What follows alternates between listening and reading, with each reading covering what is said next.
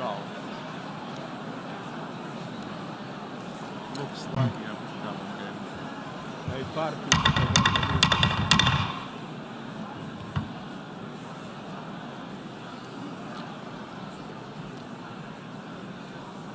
Excellencies, ladies and gentlemen, the fourth meeting of the General Assembly is called to order.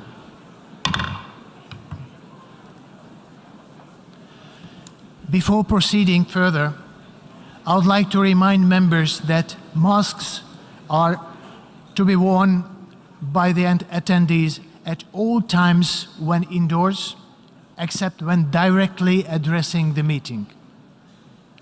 Due to the temporary closure of the east side emergency doors, in the event of fire or an emergency which requires an evacuation, please use the west side emergency doors and the stairway next to the elevator banks.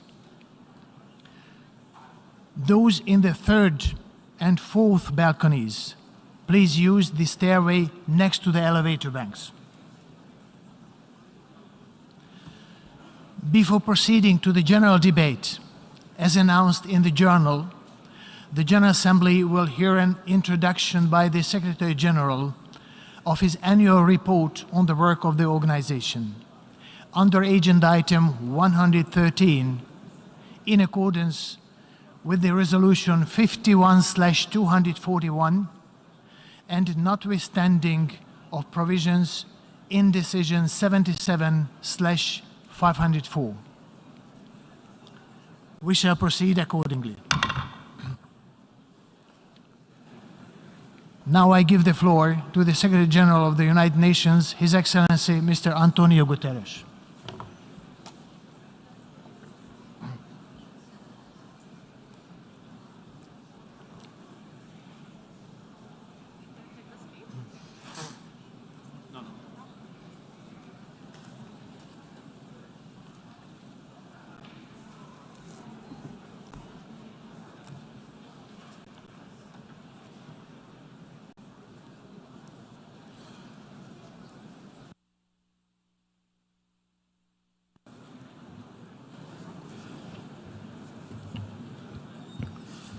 Mr. President of the General Assembly, Excellencies, ladies and gentlemen, our world is in big trouble.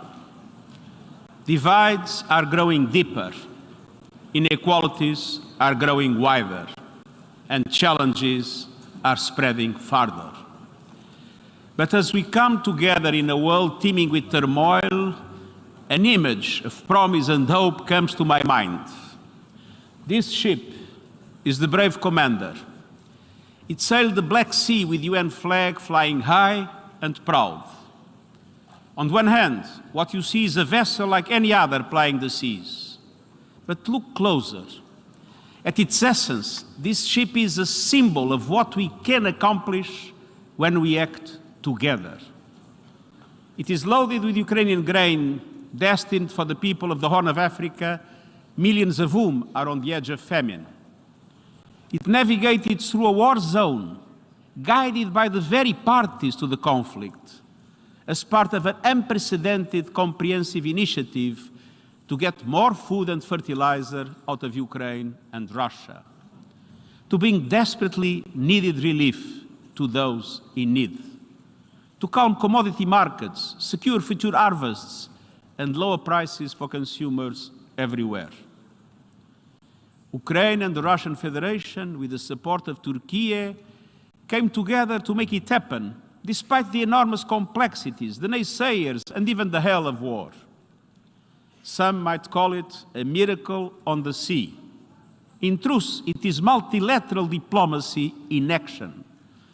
The Black Sea Grain Initiative has opened the pathway for the safe navigation of dozens of ships filled with much-needed food supplies.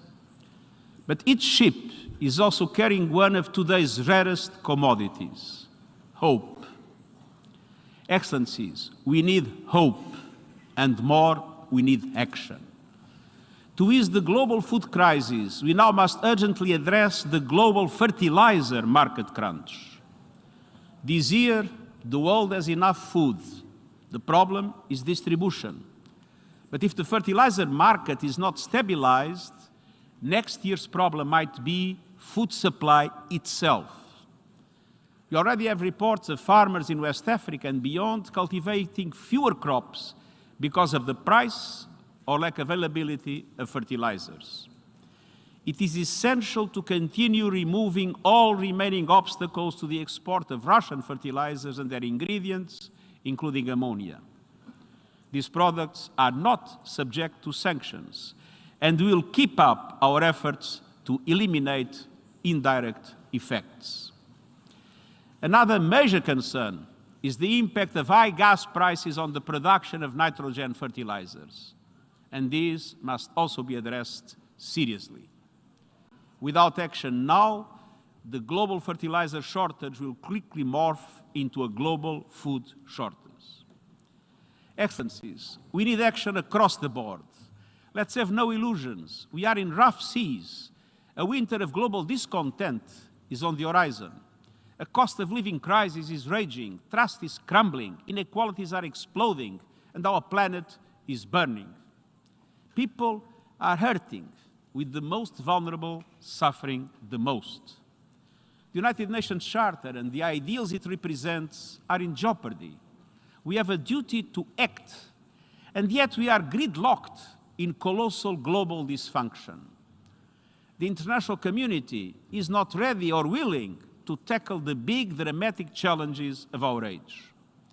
This crisis threatens the very future of humanity and the fate of our planet.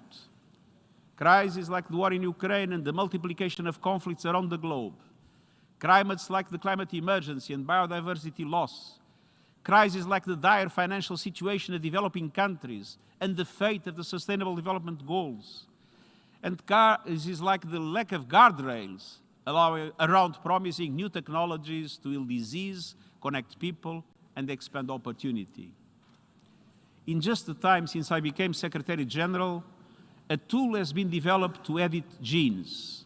Neurotechnology, connecting technology with the human nervous system, has progressed from idea to proof of concept. Cryptocurrencies and other blockchain technologies are widespread, but across a host of new technologies there is a forest of red flags. Social media platforms based on a business model that monetizes outrage, anger, and negativity are causing untold damage to communities and societies. Hate speech, misinformation, and abuse, targeted especially at women and vulnerable groups, are proliferating.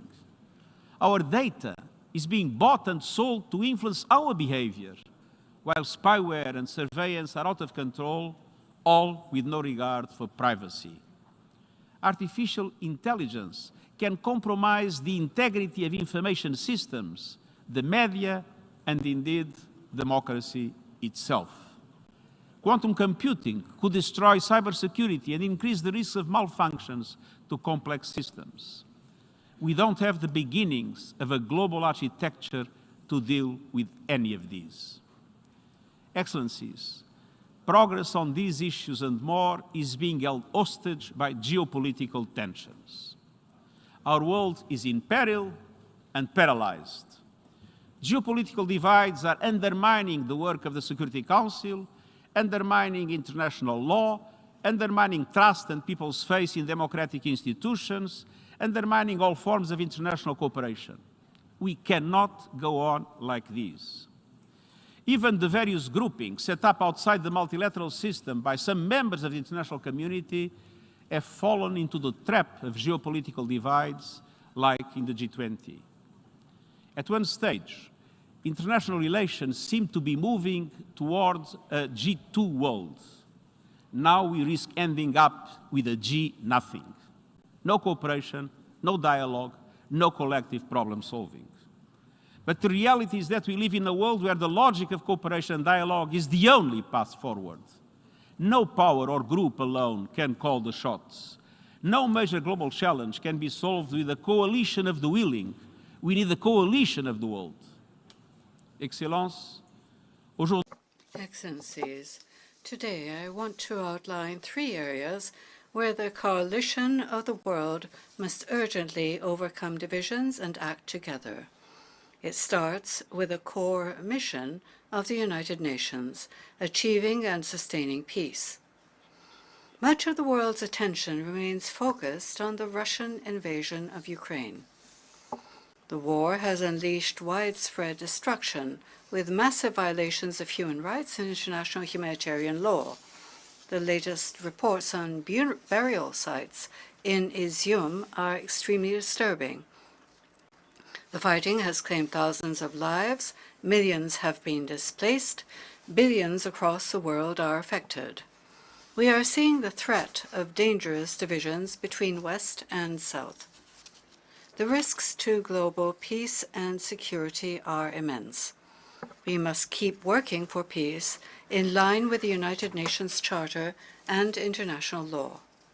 At the same time, conflicts and humanitarian crises are spreading, often far from the spotlight.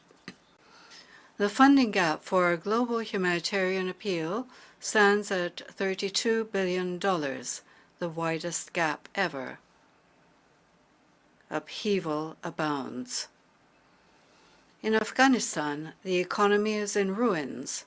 Over half of all Afghans face extreme levels of hunger, while human rights, particularly the rights of women and girls, are being trampled. In the Democratic Republic of the Congo, armed groups in the east are terrorizing civilians and inflaming regional tensions. In the Horn of Africa, an unprecedented drought is threatening the lives and livelihoods of 22 million people. In Ethiopia, fighting has resumed, underscoring the need for the parties to immediately cease hostilities and return to the peace table. In Haiti, gangs are destroying the very building blocks of society. In Libya, divisions continue to jeopardize the country. In Iraq, ongoing tensions threaten stability. In Israel and Palestine, cycles of violence under the occupation continue as prospects for peace based on a two-state solution grow ever more distant. In Myanmar, the appalling humanitarian, human rights, and security situation is deteriorating by the day. In the Sahel, alarming levels of insecurity and terrorist activity amidst rising humanitarian needs continue to grow. In Syria, violence and hardship still prevail. The list goes on. Meanwhile, nuclear saber-rattling and threats to the safety of nuclear plants are adding to global instability. The Review Conference of the Nuclear Non-Proliferation Treaty failed to reach consensus, and a nuclear deal with Iran remains elusive. But there are some glimmers of hope. In Yemen, the nationwide truce is fragile but holding. In Colombia, the peace process is taking root. We need much more concerted action everywhere anchored in respect for international law and the protection of human rights. In a splintering world, we need to create mechanisms of dialogue and mediation to heal divides. This is why I outlined elements of a new agenda for peace in my report on our common agenda. We are committed to make the most of every diplomatic tool for the pacific settlement of disputes as set out in the United Nations Charter: negotiation, inquiry, mediation, conciliation, arbitration, and judicial settlement. Excellencies, women's leadership and participation must be front and center, and we must also prioritize prevention and peace building. That means strengthening strategic foresight, anticipating flashpoints that could erupt into violence, and tackling emerging threats posed by cyber warfare and lethal autonomous weapons. It means also expanding the role of regional groups, strengthening peacekeeping, intensifying disarmament and non-proliferation, preventing and countering terrorism, and ensuring accountability. And it means recognizing human rights as pivotal for prevention. My call to action on human rights highlights the centrality of human rights, refugee, and humanitarian law. In all we do, we must recognize that human rights are the path to resolving tensions, ending conflict, and forging lasting peace. Excellencies, there is another battle we must end, our suicidal war against nature. The climate crisis is the defining issue of our time, and it must be the first priority of every government and multilateral organization.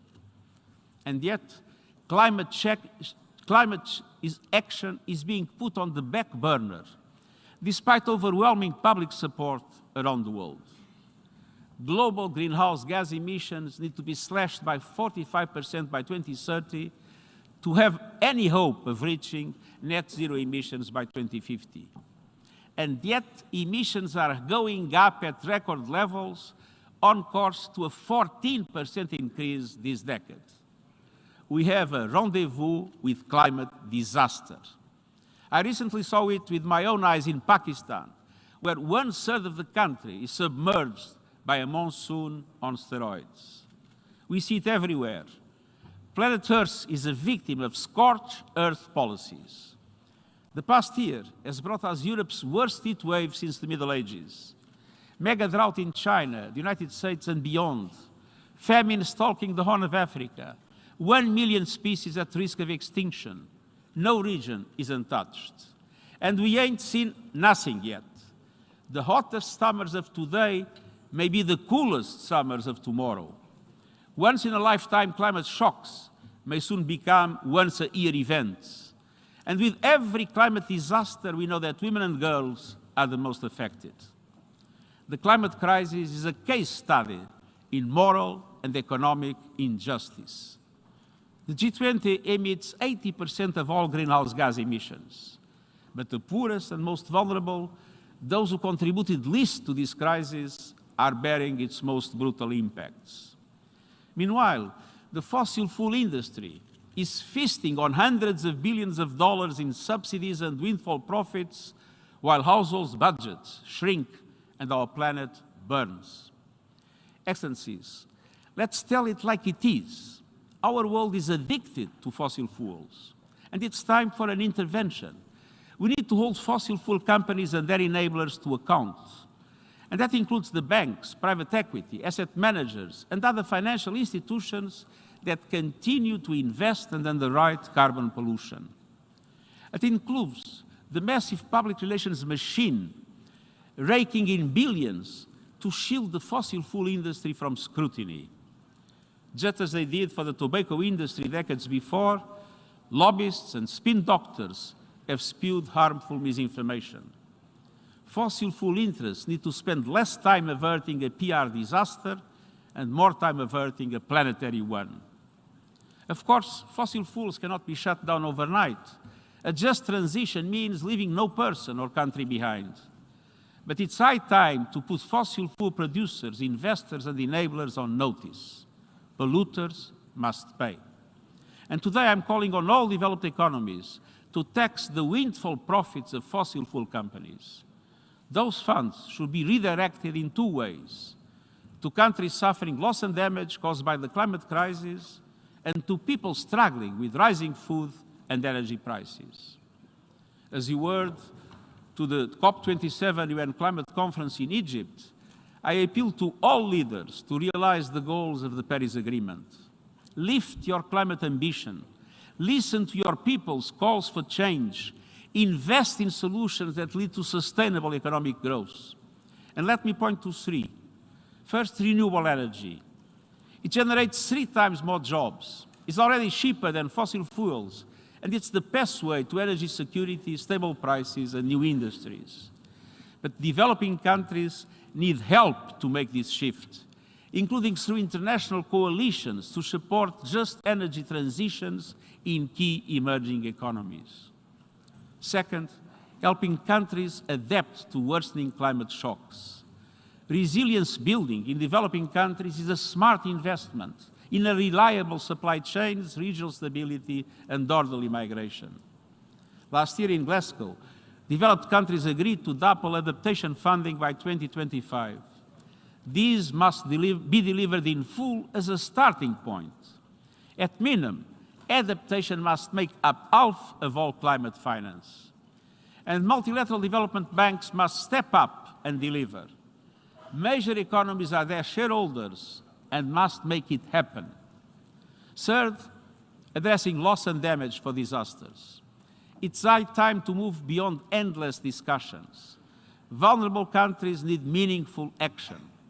Loss and damage are happening now, hurting people and economies now, and must be addressed now, starting at COP27.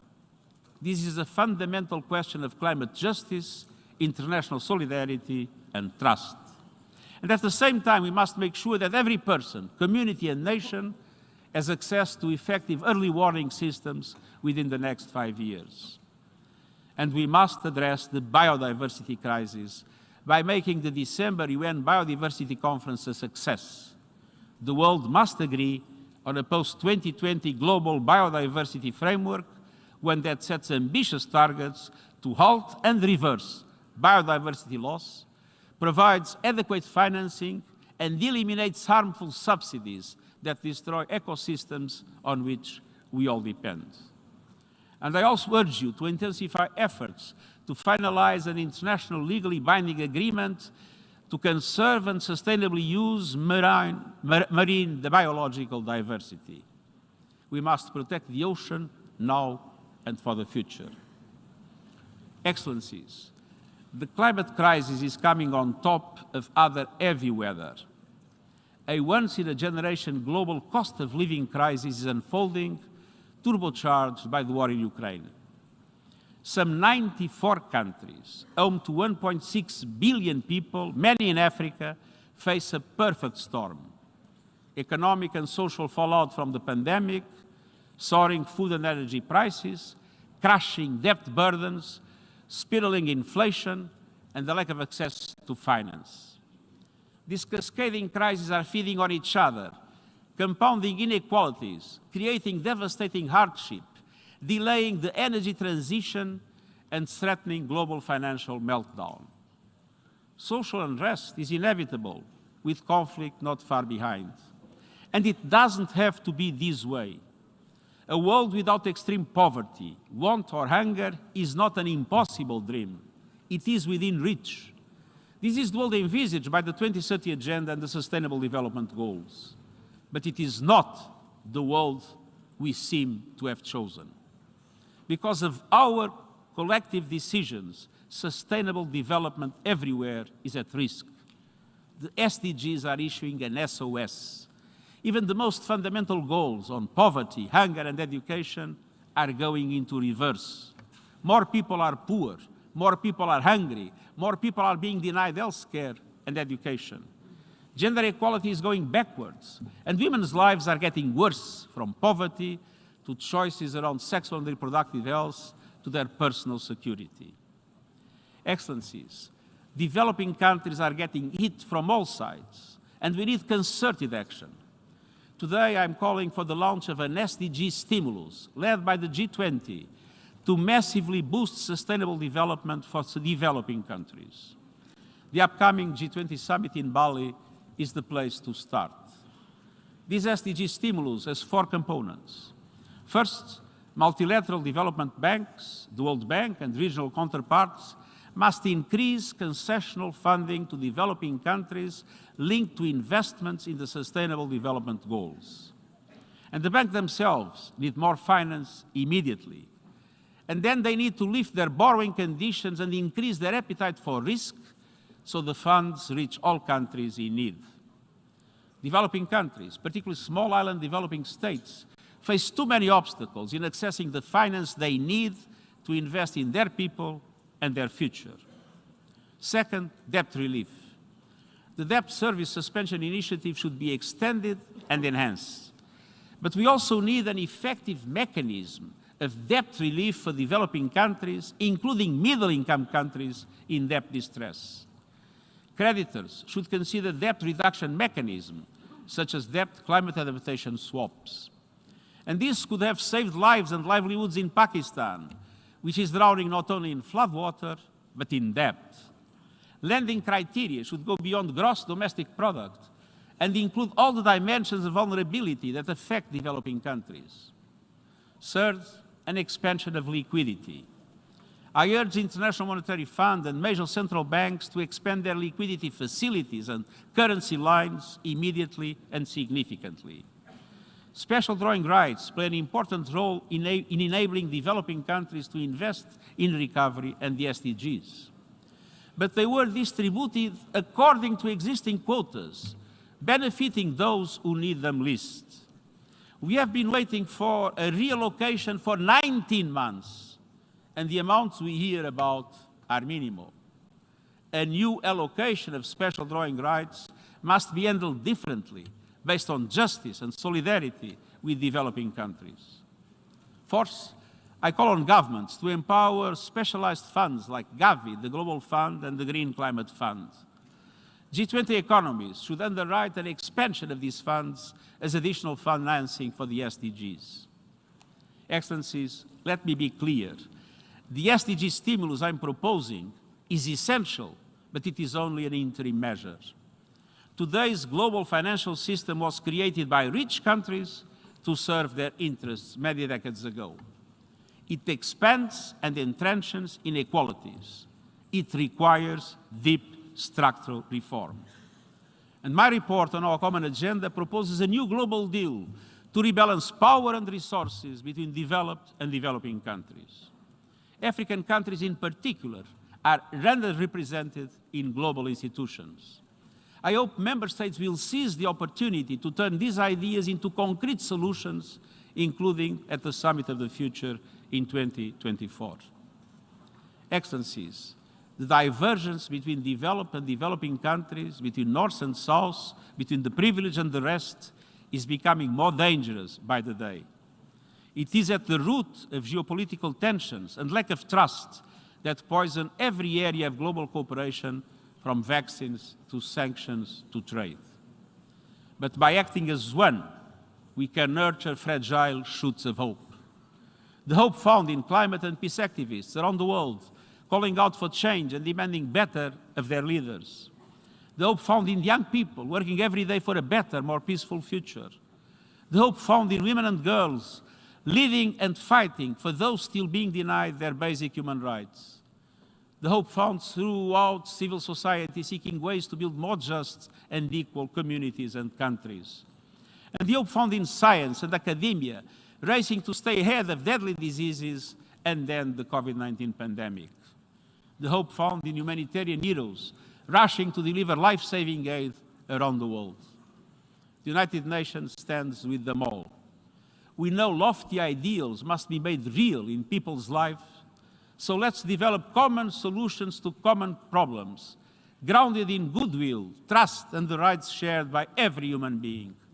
Let's work as one, a coalition of the world, as United Nations. Thank you.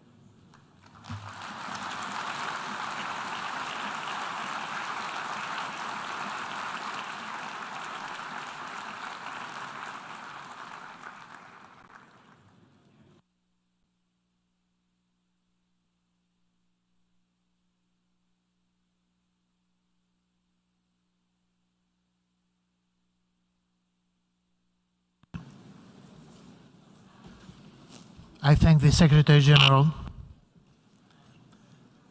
The Assembly will now turn to agenda item 8, entitled General Debate.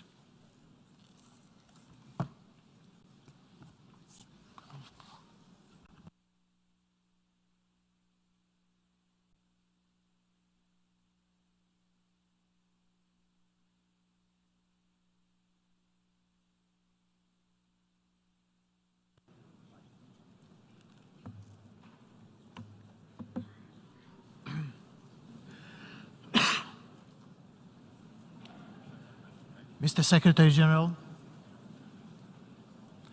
distinguished heads of state and government, excellencies, friends,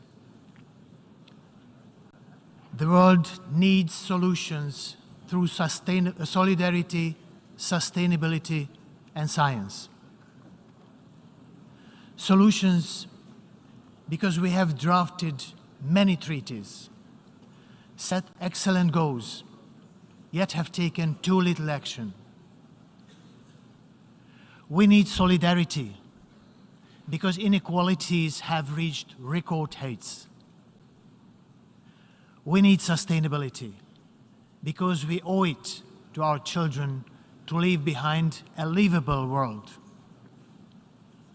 We need science because it offers us neutral evidence for our actions.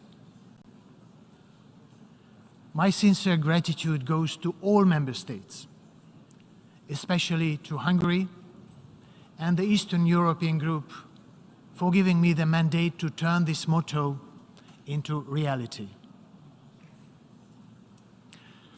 Excellencies, we gather today at the most consequential moment of the last 4 decades. Des chaleurs extrêmes aux inondations dévastatrices. Extreme flooding, extreme heat, climate change is shared by our communities. Our consumption and our means of production are tearing our planet apart from the earth to the sky. We are living in an ongoing state of humanitarian crisis. أكثر من 300 مليون شخص في حال. More than 300 million people urgently need humanitarian assistance and protection. And this is an increase of 10% since last January. The world food crisis has reached an alarming level because of climate change, conflict, and the COVID-19 pandemic. الأشهر الستة الماضية دفع تضخم أسعار الغذاء والطاقة. The food and the energy crisis have pushed at least 70 million people into poverty. Inflation, in the meantime, is at the highest level over the past 40 years. 1/4 of the entire population of the planet is living in conflict areas, in areas where armed hostilities take place or where there is political instability. Violence has rarely been as harsh throughout the world before. Have imagined that war would return to Europe, that the nuclear threat would be back in political discourse to settle a dispute with a neighbor. It has been 203 days since the General Assembly adopted a resolution condemning the military aggression against Ukraine. Unfortunately, the bloodshed and the suffering have not stopped yet. In that time, the United Nations, as we heard, and its partners have offered food and shelter to millions of refugees from that country. A landmark agreement on commercial grain exports from the world's best breadbasket offers hope. Diplomacy is at work to release fertilizers so that the shortage we see today do not become the famines of the next year.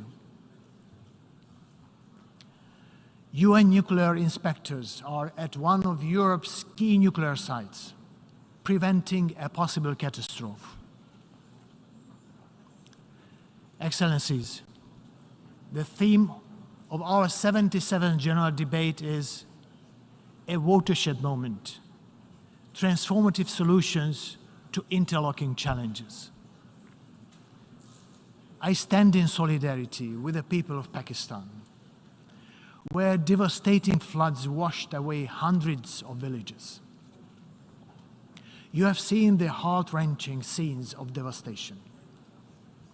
This can be a window into our future. However, in tackling climate change, we have the solutions. These are rooted in the advancement we have made in science cooperation and climate diplomacy. But we have to want to put them in practice. The International Panel on Climate Change has proven an invaluable tool for supporting political decisions to combat climate change and to adapt to its consequences.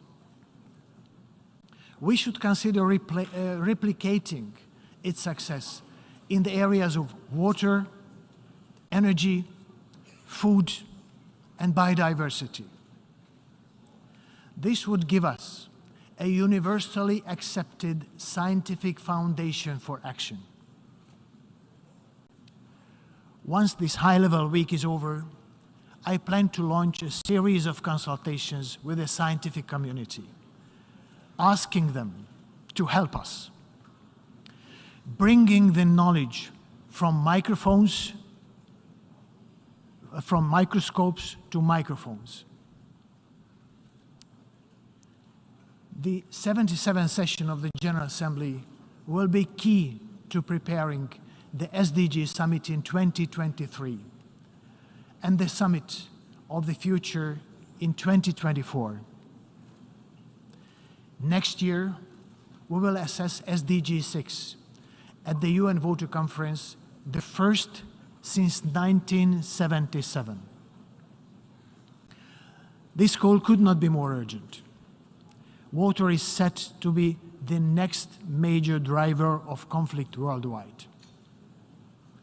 The problem of water is threefold: too much, not enough, not safe. We have the chance to make a difference in the lives of 2.1 billion people who lack access to clean water. Let us cooperate to make the Water Action Agenda as transformational, practical, and actionable as possible. During this session, we will also assess the Sendai framework and come to conclusions to improve resilience against disasters. It is vital that these opportunities lead to substantive outcomes. The building blocks for transformation are at our disposal. The 2030 Agenda, the Sendai Framework, the Paris Agreement, the Addis Ababa Programme of Action, and our common agenda all point in the same direction. They describe the world we want and offer the avenues to get there. I'm encouraged that the Secretary General's proposals and the important initiatives by member states mutually support each other. The challenges are great and they are interconnected, but they are not insurmountable. Ladies and gentlemen, without universal respect to the rule of law, it is all too easy to rapidly slide into treacherous territory. As we all know, in time of crisis, human rights are the first to be compromised. When human rights are under threat, it is our smoke signal, our call to action. It would be remiss to speak of human rights without addressing a fundamental issue found to be lacking in most societies around the world. It is women's right. It is simply unacceptable that every third woman experiences violence in her lifetime. As we speak, half of humanity is all too often excluded from decision-making and leadership. But we need every man and woman to live their lives to their fullest potential. It is only by ensuring the inclusion of all valuing the knowledge of all, that we will find solutions to the challenges we face. This afternoon's UNGA platform of women leaders, organized in collaboration with UN Women, may be an answer to this goal. Women heads of state and government will offer their solutions to society's complex problems. Data shows that crisis response is more effective when women take the lead. I encourage you to engage substantively with this issue. It has to do with equity and equality, but above all, human dignity.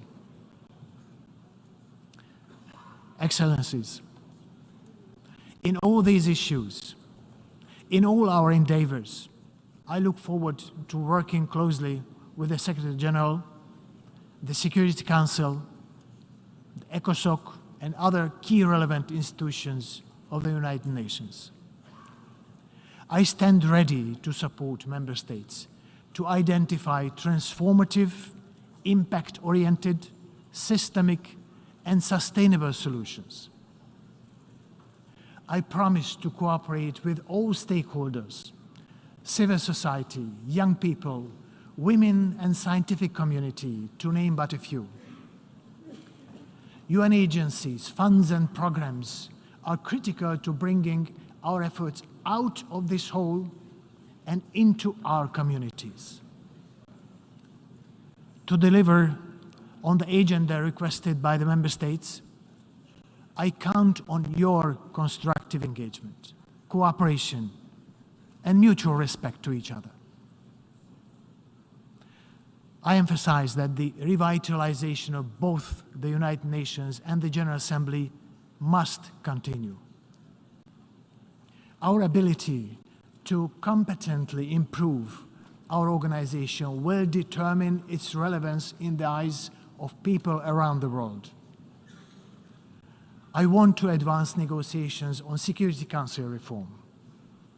It is high time that the Council represents the world's population more equally and that it reflects 21st century realities.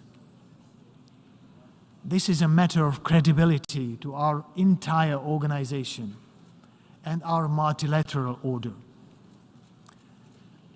Ladies and gentlemen, crisis management and transformation will require our consistent efforts, way beyond one session of the General Assembly. In that spirit, let me finish with some timeless words of wisdom about chances and the risk of letting them pass us by. Things get better when we make them better. Things go wrong when we fail to seize the opportunities before us. Our opportunity is here and now. Let us act. I thank you.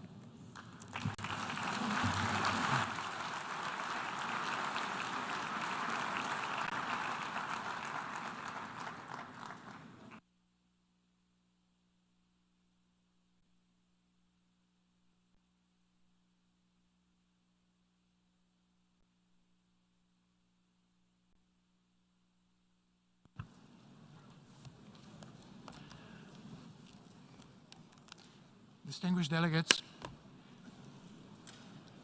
before giving the floor to the first speaker for this morning, I would like to remind members that the list of speakers for the general debate has been established on the agreed basis that statements should be no longer than 15 minutes to enable all speakers to be heard in a given meeting.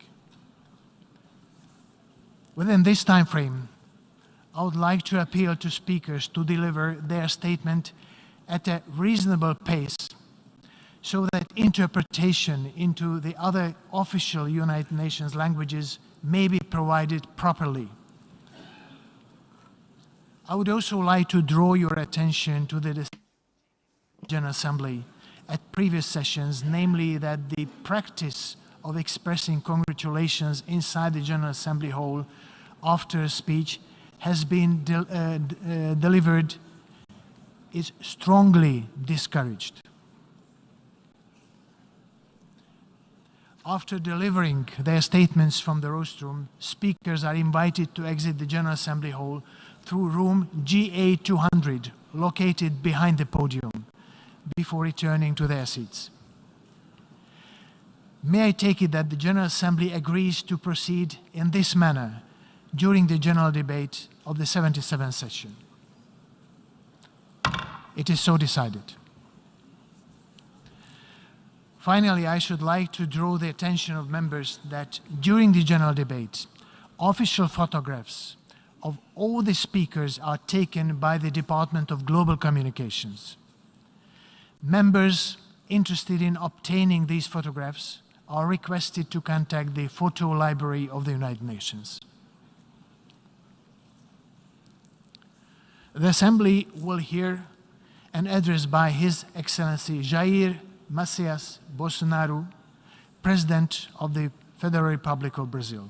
I request the protocol to escort His Excellency.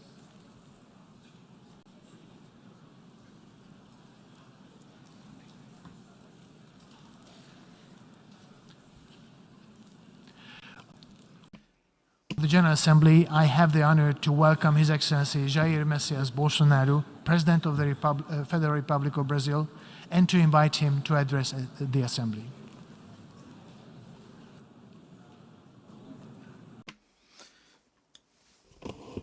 Hello, testing the English channel. This is the English channel. Mr. Shaba Karosi, President of the 77th General Assembly of the United Nations. Mr. Antonio Guterres, Secretary General of the United Nations. Ladies and gentlemen, heads of state, heads of government, and heads of delegation. Ladies and gentlemen at large, I begin by congratulating you, Ambassador Shaba Karosi, on your election as President of this General Assembly. You can be sure that you can certainly count on Brazil's support. The theme chosen for this general debate revolves around a concept that perfectly applies to the moment we currently live, a watershed moment.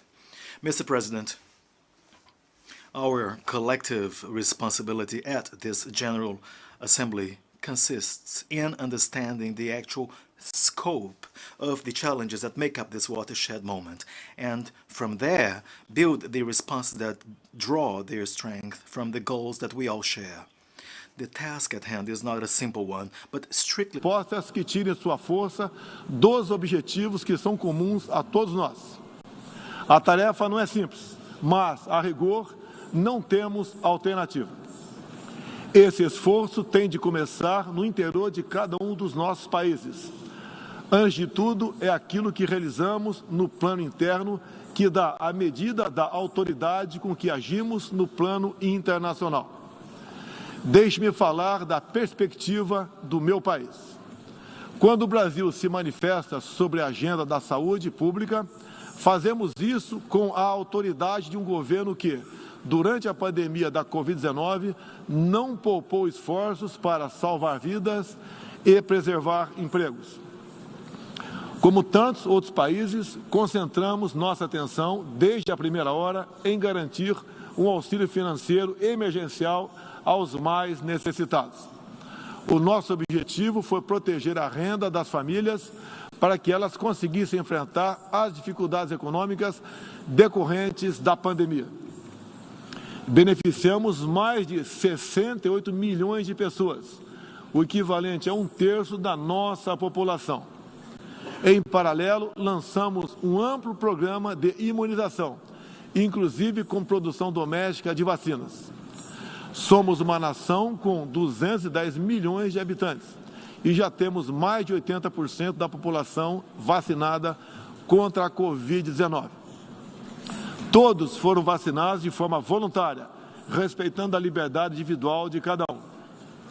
Da mesma forma, no terreno da economia, o Brasil traz a autoridade de um país que, em nome de um crescimento sustentável e inclusivo, vem implementando reformas para a atração de investimentos e melhorias das condições de vida de sua população. No meu governo, extirpamos a corrupção sistêmica que existia no país.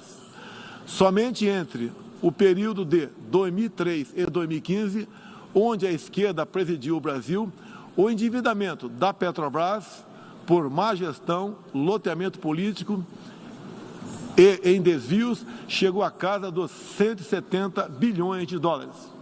O responsável por isso foi condenado em 3 instâncias, por unanimidade. Delatores devolveram $1 bilhão e pagamos para a Bolsa Americana outro $1 bilhão por perdas de seus acionistas. Esse é o Brasil do passado. Aprimoramos os serviços públicos com redução de custos e investimentos em ciência e tecnologia. Hoje, por exemplo, o Brasil é o 7º país mais digitalizado do mundo. São 135 milhões de pessoas que acessam 4.900 serviços do meu governo. O Brasil foi pioneiro na implantação do 5G na América Latina. Levamos adiante uma abrangente pauta de privatizações e concessões, com ênfase na infraestrutura. Concluímos o projeto de transposição do Rio São Francisco, levando água para o Nordeste brasileiro. Adotamos novos marcos regulatórios, como o do saneamento básico, o das ferrovias e o do gás natural.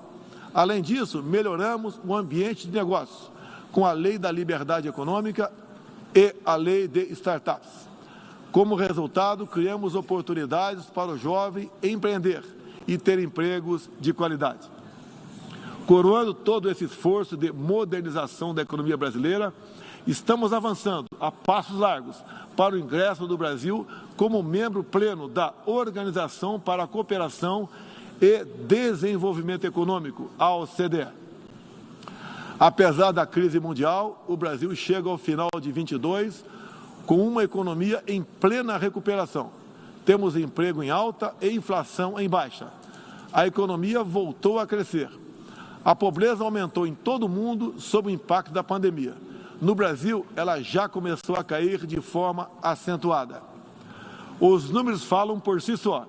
A estimativa é de que, no final de 2022, 4% das famílias brasileiras estejam vivendo abaixo da linha da pobreza extrema. Em 2019, eram 5,1%. Isso representa uma queda de mais de 20%. O Auxílio Brasil, programa de renda mínima criado no meu governo durante a pandemia, que atende 20 milhões de famílias, faz pagamentos de quase $4 por dia às mesmas. O desemprego caiu 5 pontos percentuais, chegando a 9%, taxa que não se via há 7 anos. Reduzimos a inflação com estimativa de 6% no corrente ano. Tenho a satisfação de anunciar que tivemos deflação inédita no Brasil nos meses de julho e agosto. Desde junho, o preço da gasolina caiu mais de 30%. Hoje, um litro no Brasil custa cerca de 90 centavos de dólares. O preço da energia elétrica também teve uma queda de mais de 15%. Quero ressaltar que o custo da energia não caiu por causa de tabelamento de preços ou qualquer outro tipo de intervenção federal. Foi resultado de uma política de racionalização de impostos formulada e implementada com apoio do Congresso Nacional. Em 2021, o Brasil foi o 4º maior destino de investimentos estrangeiro direto no mundo. Nosso comércio exterior alcançou a marca histórica de 39% do PIB, mesmo diminuindo ou zerando impostos de milhares de produtos. No plano interno, também estamos batendo recordes em 3 áreas: arrecadação fiscal, lucro das empresas estatais e relação entre dívida pública e PIB. Aliás, em 2021, tivemos superávit no resultado consolidado de contas públicas. O PIB brasileiro aumentou 1,2% no segundo semestre. A projeção de crescimento para 2022 chega a 3%. Temos a tranquilidade de quem está no bom caminho, o caminho de uma prosperidade compartilhada. compartilhada entre os brasileiros e, mais além, compartilhada com nossos vizinhos e outros parceiros mundo afora. É isso que vemos, por exemplo, na produção de alimentos. Há 4 décadas, o Brasil importava alimentos. Hoje, somos um dos maiores exportadores mundiais. Isso só foi possível graças a pesados investimentos em ciência e inovação, com vistas à produtividade e à sustentabilidade. Faço aqui um tributo à pessoa de Alisson Paulinelli, candidato brasileiro ao Prêmio Nobel da Paz, por seu papel na expansão da fronteira agrícola brasileira com o uso de novas tecnologias. Este ano, o Brasil já começou a colheita da maior safra de grãos da nossa história. Estima-se pelo menos 270 milhões de toneladas. O Brasil também, em poucos anos, passará de importador a exportador de trigo. Para o período de 22-23, a previsão é que a produção total ultrapasse os 300 milhões de toneladas. Como afirmou a diretora-geral da Organização Mundial do Comércio, em recente visita que nos fez, se não fosse o agronegócio brasileiro, o planeta passaria fome, pois alimentamos mais de 1 bilhão de pessoas ao redor do mundo. O nosso agronegócio é orgulho nacional. Senhor presidente, quero lembrar que, também na área do desenvolvimento sustentável, o patrimônio de realizações do Brasil é fonte de credibilidade para a ação internacional do nosso país. Em matéria de meio ambiente e desenvolvimento sustentável, o Brasil é parte da solução e referência para o mundo. 2/3 de todo o território brasileiro permanece com vegetação nativa, que se encontra exatamente como estava quando o Brasil foi descoberto em 1500.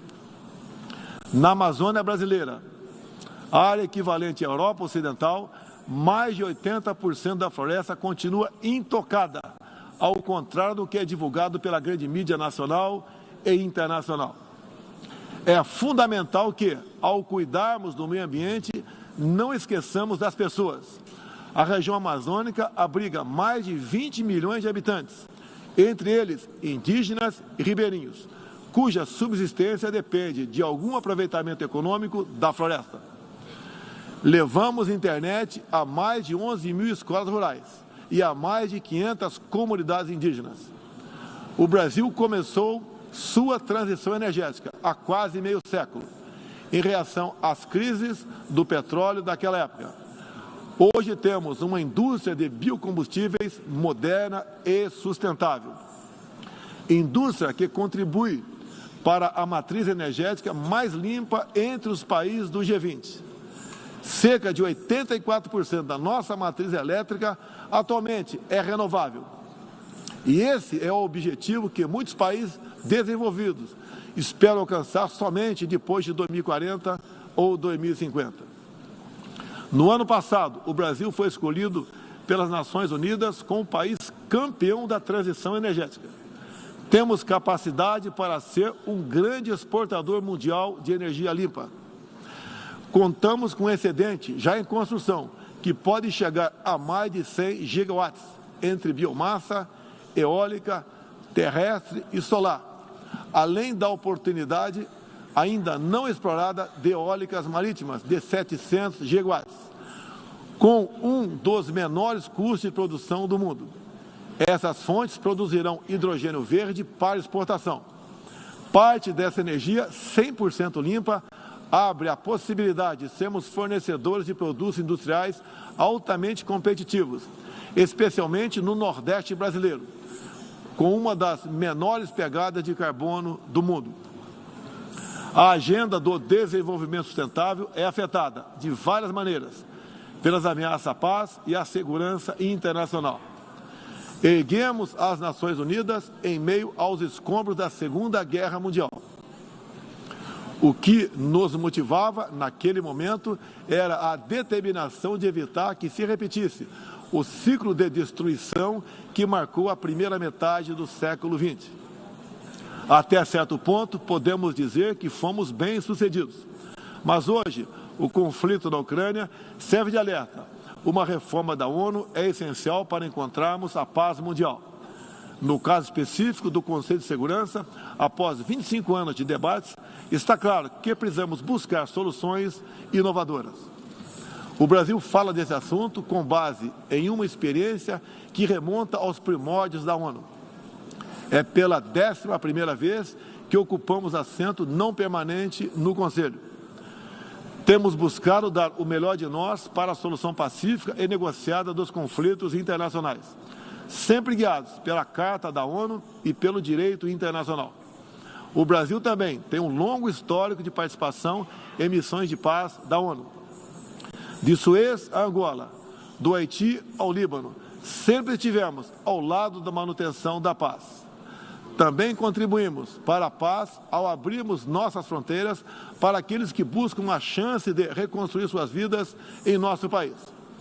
Desde 2018, mais de 6 milhões de irmãos venezuelanos foram obrigados a deixar seu país.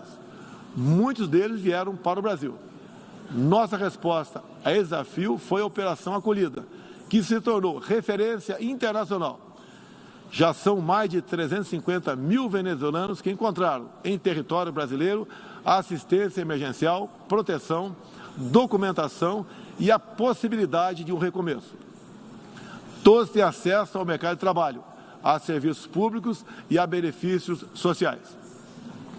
Nos últimos meses, chegam por dia ao Brasil a pé cerca de 600 venezuelanos, a grande maioria dos quais mulheres e crianças, pesando em média 15 quilos a menos do que tinham antes, fugindo da violência e da fome. A política brasileira de acolhimento humanitário vai além da Venezuela. Temos também recebido haitianos, sírios, afegãos e ucranianos.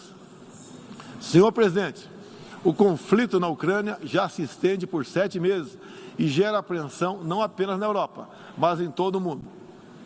Quero, em primeiro lugar, renovar o agradecimento do Brasil aos países que ajudaram na evacuação de brasileiros que se encontravam na Ucrânia quando começou o conflito. Refiro-me especialmente à Eslováquia, Hungria, Polônia, Romênia e República Tcheca. A operação foi exitosa. Não deixamos ninguém para trás, nem mesmo seus animais de estimação. Diante do conflito em si, o Brasil tem se pautado pelos princípios do direito internacional e da Carta da ONU. Princípios que estão consagrados também em nossa Constituição. Defendemos um cessar-fogo imediato, a proteção de civis e não combatentes, a preservação da infraestrutura crítica para assistência à população e a manutenção de todos os canais de diálogo entre as partes em conflito. Esses são os primeiros passos para alcançarmos uma solução que seja duradoura e sustentável. Temos trabalhado nessa direção. Nas Nações Unidas e em outros fóruns, temos tentado evitar o bloqueio dos canais de diálogo, causado pela polarização em torno do conflito. É nesse sentido que somos contra o isolamento diplomático e econômico. As consequências do conflito já se fazem sentir nos preços mundiais de alimentos, de combustíveis e de outros insumos. Esses impactos nos colocam a todos na contramão dos objetivos do desenvolvimento sustentável. Países que se apresentavam como líderes da economia de baixo carbono, agora passaram a usar fontes sujas de energia. Isso configura um grave retrocesso para o meio ambiente. Apoiamos todos os esforços para reduzir os impactos econômicos dessa crise, mas não acreditamos que o melhor caminho seja a adoção de sanções unilaterais e seletivas, contrárias ao direito internacional. Essas medidas têm prejudicado a retomada da economia e afetado os direitos humanos de populações vulneráveis, inclusive em países da própria Europa. A solução para o conflito da Ucrânia será alcançada somente pela negociação e pelo diálogo.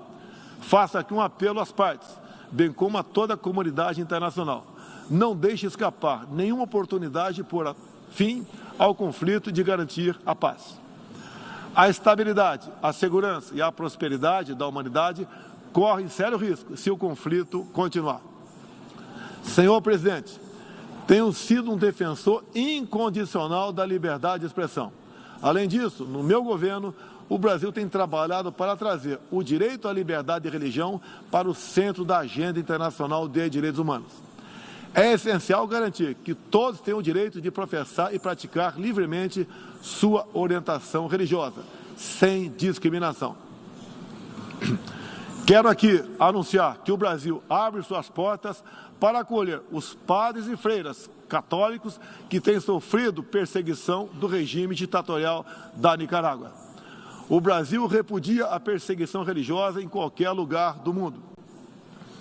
Outros valores fundamentais para a sociedade brasileira, com reflexo na pauta dos direitos humanos, são a defesa da família, do direito à vida desde a concepção, a legítima defesa e o repúdio à ideologia de gênero.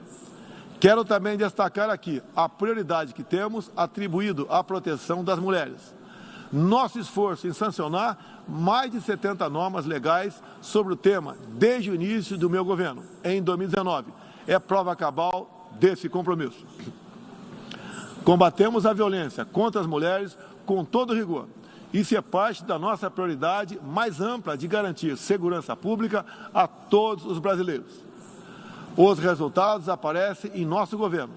A queda de 7,7% no número de feminicídios e diminuição do número geral de mortes por homicídio. Em 2017, eram 30 mortes por 100 mil habitantes. Agora são 19.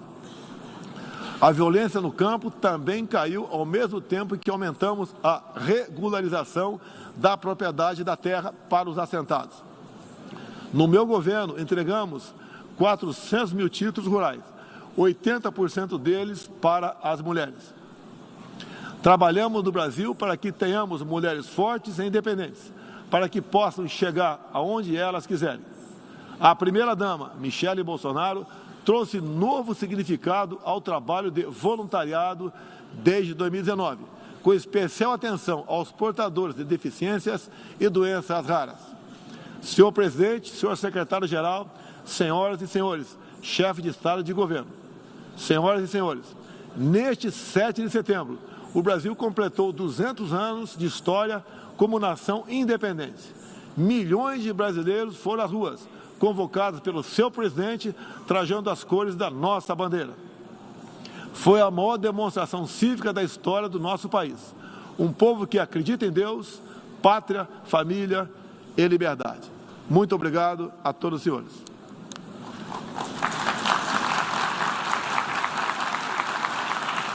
Tá aí, esse foi o discurso do presidente Jair Bolsonaro na abertura da Assembleia-Geral da ONU em Nova York. Essas e outras informações você pode conferir nas nossas redes sociais. Fique agora com a programação da TV Brasil.